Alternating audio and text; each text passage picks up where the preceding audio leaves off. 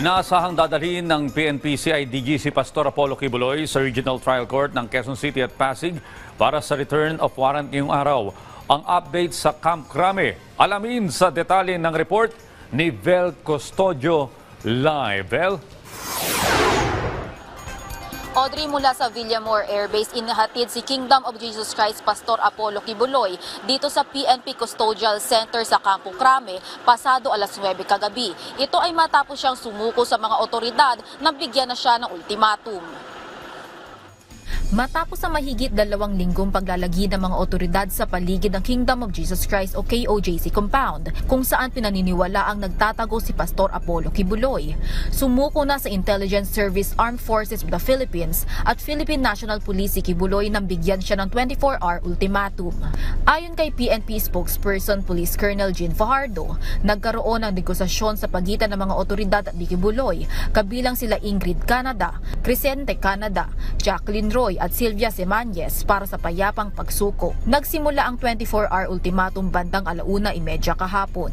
Nagbigay po ang PNP po ng ultimatum po na sumuko po sila, otherwise po ay papasukin na po natin yung isang particular building na hindi po tayo pinapayagan pong pumasok. Wala pang inilabas sa detalye ang PNP kung ano ang mga posibleng nasa loob ng nasabing gusali. Sa loob po ng KOJC compound po natin sila nakuha. Nakuha po natin yung custody po nila around 5:30 this afternoon at mga bandang 6:30 po ay nilipad po natin sila mula po sa Davao at papunta po dito sa Villamor po tayo lumabas. Lunan ang mga nasabing individual ng C-130 mula Davao patungong Villamor Air Base.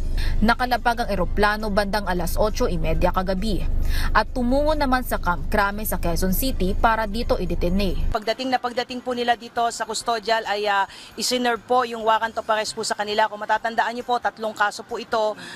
Yung kay Pastor Kibuloy po, yung child abuse po, yung sexual abuse at yung pong qualified trafficking. So binasahan po sila ng mga kaso po nila at nakaharap po ang kanilang abogado po. At pagkatapos po noon ay binasahan din po sila ng kanilang mga Miranda rights at mga kakapatan po. Hindi muna ipinaharap sa media si Kibuloy, pero ayon kay Police Colonel Fajardo, isinagawa sa Camp Crame ang booking process, mugshot at fingerprint at physical and medical examination.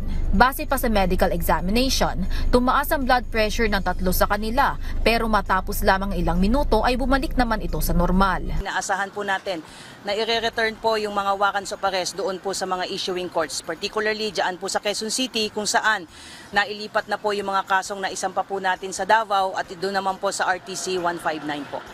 Samantala, sa shared photo naman ng KOJC Legal Counsel na si Attorney Israelito Corion na si patungkol sa pagsuko ni Kibuloy, ipinaliwanag niya na hangad ng KOJC na payapang pagsuko dahil isinaalang-alang na madila ang kaligtasan ng kanilang mga miyembro. Balik sa iyo, Audrey.